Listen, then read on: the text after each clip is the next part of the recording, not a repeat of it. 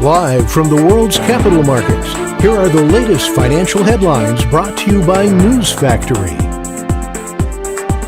Hello and welcome to Wednesday's financial news. Stay with us for more market headlines. The last session saw the dollar rise 0.5% against the yen. The ROC's negative signal contradicts our overall technical analysis. The Bitcoin dollar pair skyrocketed 2.4% in the last session. The RSI's positive signal is in line with the overall technical analysis. The last session saw the gold fall 0.6% against the dollar. The MACD is giving a negative signal. The oil dollar pair gained 0.5% in the last session. The Williams indicator indicates an overbought market. Coming up, the choices from our chief analyst for today.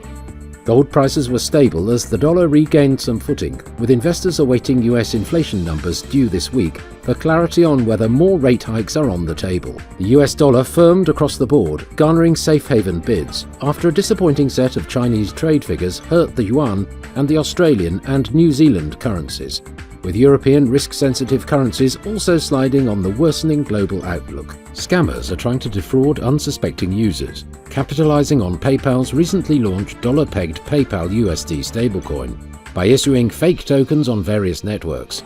Over 66 fake tokens have popped up on networks such as Ethereum, BNB, Chain, Base and others. Those were today's major economic events, and now moving on to world financial headlines.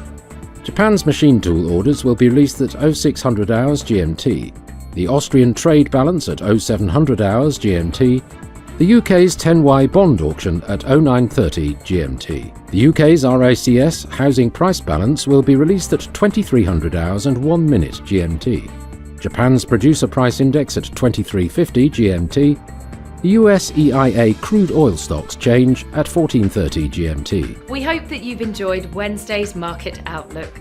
On behalf of all of us here, we wish you a productive trading day. Be sure to join us tomorrow morning for the latest news and events from the financial markets.